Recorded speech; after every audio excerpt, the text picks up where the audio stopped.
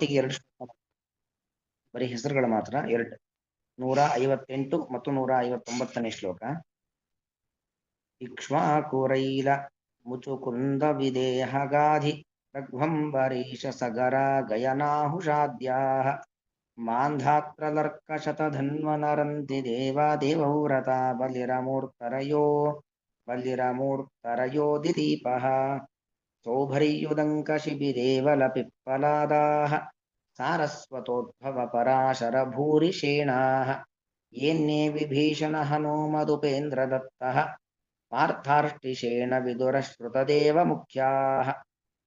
ಅಂದ್ರೆ ಭಗವಂತನ ಜ್ಞಾನವನ್ನ ಅವರ ಯೋಗ್ಯತೆಗೆ ಅನುಗುಣವಾಗಿ ಪಡೆದವರು ಯಾರ್ಯಾರಿದ್ದಾರೆ ಇನ್ನು ಎಂಬತಕ್ಕಂಥ ವಿಚಾರವನ್ನ ಇಲ್ಲಿ ನಿರೂಪಣೆಯನ್ನು ಮಾಡ್ತಾ ಇದ್ದಾರೆ. ಇಕ್ಷ್ವಾಕುಹು ಐಲಃ ಮುಚುಕುಂದಃ ವಿದೇಹ ಗಾಧಿ ರಘ್ವಂಬರೀಶ ಸಗರ ಗಯನಾಹು. ಅದು ವಸ್ತುತ ಒಂದೇ ಶಬ್ದ. ಇಕ್ಷ್ವಾಕು ರೈಲ ಮುಚುಕುಂದ ವಿದೇಹ ಗಾಧಿ ರಘ್ವಂಬರೀಶ ಸಗರ ಗಯನಾಹುಷಾದ್ಯ ಅಂತ ಒಂದೇ ಶಬ್ದ. ನಾನು ಬಿಡಿಸಿ ಹೇಳ್ತಾ ಇದ್ದೇನೆ ಅಷ್ಟೇ, ಹೆಸರು ಗೊತ್ತಾಗಲಿ ಅಂತ ಹೇಳ್ತಾ ಇದ್ದೇನೆ ಅಷ್ಟೇ. ಅದಷ್ಟು ಸಮಸ್ತ ಪದ ಅಂದ್ರೆ ಅನೇಕ ನಾಮಪದಗಳು ಸೇರಿದಾಗ ದ್ವಂದ್ವ ಸಮಾಸ ಮಾಡುವಂತ ಕ್ರಮ. ರಾಮಶ್ಚ ಕೃಷ್ಣಶ್ಚ ರಾಮಕೃಷ್ಣವು, ರಾಮ ಕೃಷ್ಣ ವೇದವ್ಯಾಸ 3 ಒಟ್ಟಿಗೆ ಬೇಕಾದ್ರೆ ರಾಮಕೃಷ್ಣ ವೇದವ್ಯಾಸಾಹ. ಹಾಗೆ ಇಲ್ಲೆಲ್ಲ ಎಲ್ಲವೂ ಹೆಸರೇ. ಇಕ್ಷ್ವಾಕು, ಐಲ, ಮುಚುಕುಂದ, ವಿದೇಹ. ವಿದೇಹ ಅಂದ್ರೆ ಜನಕ ಮಹಾರಾಜ, ವಿದೇಹ ರಾಜದ ಅಧಿಪತಿ ವಿದೇಹ.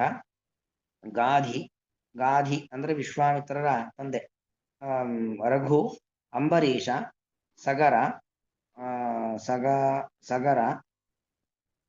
ಅಂಬರೀಷ ಸಗರ ಗಯ ಮಹಾರಾಜ, ನಹುಷ ಮೊದಲಾದವರು ಅಂದ್ರೆ ಅಲ್ಲಿ ಯಯಾತಿಯಲ್ಲಿ ಇಟ್ಕೊಳ್ಬೇಕು.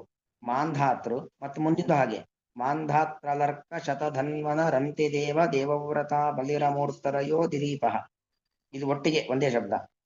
ಮಾಂಧಾತೃ ಒಬ್ಬ, ಅಲರ್ಕ ಅಂತ ಒಬ್ಬ ರಾಜ, ಅಲರ್ಕ ರಾಜ. ಶತಧನ್ವ ಅಂತ ಒಬ್ಬ ರಾಜ. ರಂತಿದೇವ, ದೇವವ್ರತ ಅಂದ್ರೆ ಭೀಷ್ಮಾಚಾರ್ಯರು, ಮತ್ತೆ ಬಲಿಚಕ್ರವರ್ತಿ. ಅಮೂರ್ತರಯ ಅಂತಾನೆ ಹೆಸರೊಂದು, ಅಮೂರ್ತರಯ ಮತ್ತು ದಿಲೀಪ. ಇವರೆಲ್ಲರೂ ಭಗವಂತನನ್ನ ತಿಳಿದಿದ್ದಾರೆ. ಇಲ್ಲಿ ಐಲ ಅಂದ್ರೆ ಯಾರಂತ ಬರೀತಾರೆ ವ್ಯಾಖ್ಯಾನಕಾರರು. ಐಲಹ ಇಲಾಯಾಹ ಪುತ್ರ ಪುರೂರವಾಹ, ಪುರೂರವ ರಾಜ. ಇಲಾಯಾಹ ಮಗ ಪುರೂರವ ಅಂತವನು. ನಾಹುಷ ಅಂದ್ರೆ ನಹುಷನ ಮಗ, ನಾಹುಷಾದ್ಯಾಹ. ನಹುಷನ ಮಗ ನಾಹುಷ. ನಹುಷನು ತಿಳಿದ, ಅದಕ್ಕೆ ಬರೀ ಯಯಾತಿ ಅಂತ ಹೇಳ್ತಾ ಇಲ್ಲ, ನಹುಷನ ಮಗ ಯಯಾತಿ.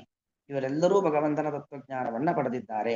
ಅದೇ ತರದಲ್ಲಿ ಸೌಭರಿ ಉದಂಕ ಶಿಪಿದೇವಲ ಪಿಪ್ಪಲಾದಾಹ. ಸೌಭರಿ ಮಹರ್ಷಿಗಳು ಅಂದ್ರೆ ಒಂದೇ ಬಾರಿಗೆ 50 ದೇಹವನ್ನ ತೆಗೆದುಕೊಂಡಂತಹ ಮಹಾತ್ಮರು. ನಮ್ಮ ಯೋಗ ಶಕ್ತಿಯಿಂದ ಒಂದೇ ಜನ್ಮದಲ್ಲಿ ಅವ್ರಿಗೆ ಗೊತ್ತಾಗತ್ತೆ, ನನ್ನ ಪ್ರಾರಬ್ಧ ಮುಗಿಬೇಕಾದ್ರೆ ಇನ್ನೂ 50 ಬಾರಿ ನಾನು ಸಂಸಾರದಲ್ಲಿ ಹುಟ್ಟಬೇಕು ಅಂತ ಗೊತ್ತಾದಾಗ ಒಮ್ಮೆಲೆ 50 ದೇಹವನ್ನ ತೆಗೆದುಕೊಳ್ತಾರೆ ಅಂತಹ ಮಹರ್ಷಿಗಳು, ಸೌಭರಿ ಮಹರ್ಷಿಗಳು. ಮತ್ತು ಉದಂಕ ಅಂತ ರಾಜ. ಶಿಬಿ ತ್ಯಾಗದ ಪ್ರತೀಕ. ಶಿಬಿ ಒಂದು ಕೇವಲ ಪಾರಿವಾಳವನ್ನ ರಕ್ಷಣೆ ಮಾಡ್ಲಿಕ್ಕೋಸ್ಕರವಾಗಿ ತನ್ನ ದೇಹವನ್ನೇ ಅರ್ಪಣೆ ಮಾಡಿರ್ತಕ್ಕಂಥ ಶಿಬಿ. ಮತ್ತು ದೇವಲ ಅಂತ ಒಬ್ಬ ರಾಜ. ಪಿಪ್ಪಲಾದ ಅಂತ. ಹಾಗೆ ಸಾರಸ್ವತೋದ್ಭವ ಪರಾಶರ ಭೂರಿಷೇನಾಹ. ಸಾರಸ್ವತ ಉದ್ಧವ, ಅದು ಉದ್ಭವ ಅಲ್ಲ, ಅದು ಸಾರಸ್ವತೋದ್ಧವ, ಉದ್ಧವ ಕೃಷ್ಣನ ಸ್ನೇಹಿತ ಉದ್ಧವ. ಪರಾಶರ, ಭೂರಿಷೇಣ, ಇವರೆಲ್ಲರೂ ಕೂಡ ಭಗವಂತನ ಒಂದು ತತ್ವಜ್ಞಾನವನ್ನ ಪಡೆದಿದ್ದಾರೆ. ಇನ್ನು ಯಾರ್ಯಾರು? ವಿಭೀಷಣ, ರಾವಣನ ತಮ್ಮ ವಿಭೀಷಣ, ಹನುಮಂತ, ಜೀವೋತ್ತಮರಾಗಿರ್ತಕ್ಕಂಥ ವಾಯುದೇವರು. ಉಪೇಂದ್ರ ದತ್ತ, ಉಪೇಂದ್ರ ವಸ್ತುತಃ ಪರಮಾತ್ಮನೇ ಸಾಕ್ಷಾತ್. ದತ್ತಾತ್ರೇಯ, ಅದು ಕೂಡ ಪರಮಾತ್ಮನ ಅವತಾರವೇ. ಅತ್ರಿ ಮತ್ತು ಅನಸೂಯೆ ಎಂದು ಹುಟ್ಟಿರ್ತಕ್ಕಂಥ ಅವತಾರ ದತ್ತ. ಹಾಗೆ ಪಾರ್ಥ ಅಂದ್ರೆ ಅರ್ಜುನ. ಆರ್ಟಿಷೇಣ ಅಂತ ಒಬ್ಬ ರಾಜ. ಅದೇ ರೀತಿಯಲ್ಲಿ ವಿದುರ,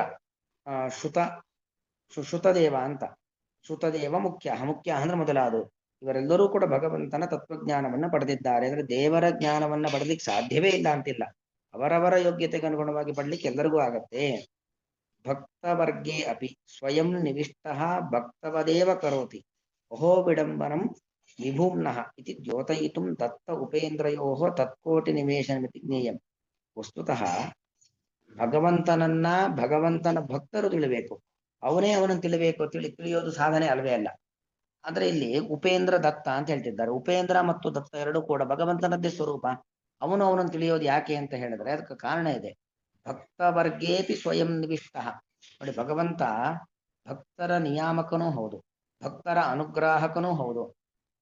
ಅಷ್ಟು ಮಾತ್ರ ಅಲ್ಲದೇನೆ ತಾನೇ ಭಕ್ತರ ಸಾಲಿನಲ್ಲಿ ನಿಂತು ಭಕ್ತರು ಯಾವ ತರ ಇರಬೇಕು ಅಂತ ತೋರಿಸ್ಕೊಟ್ಟಿದ್ದಾನೆ.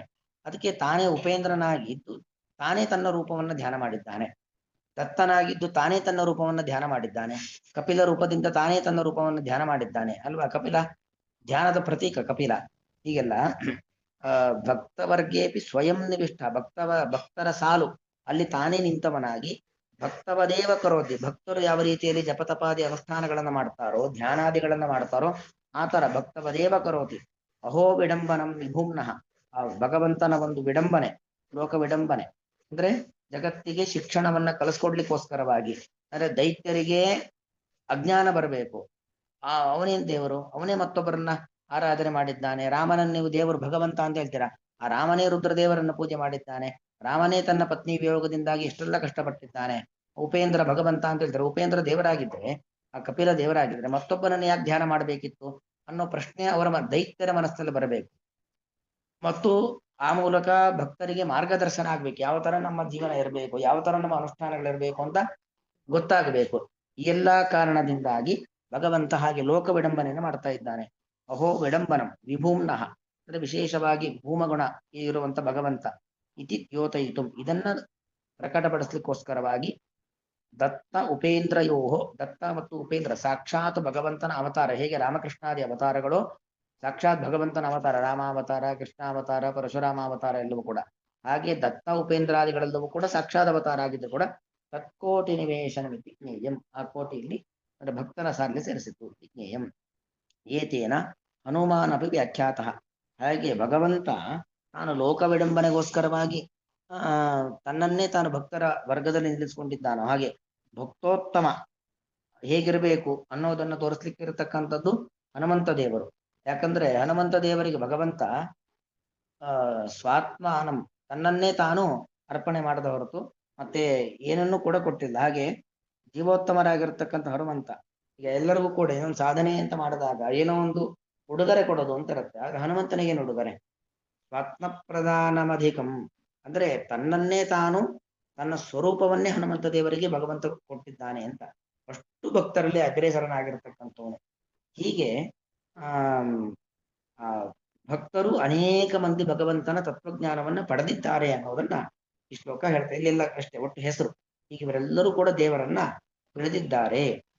ವಿದುಹು ಇವರೆಲ್ಲ ವಿದುಹು, ಏತೇ ಸರ್ವೇ ವಿದುಹು ಇವರೆಲ್ಲರೂ ಕೂಡ ದೇವರನ್ನ ತಿಳಿದಿದ್ದಾರೆ ಅಂತ.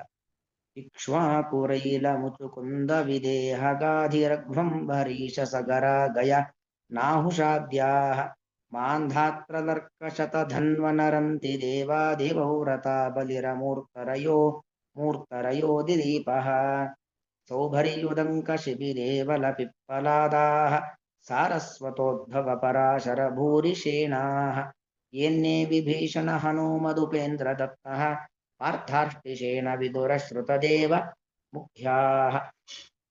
ಶ್ರೀಕೃಷ್ಣಾರ್ಪಣಮಸ್ತು.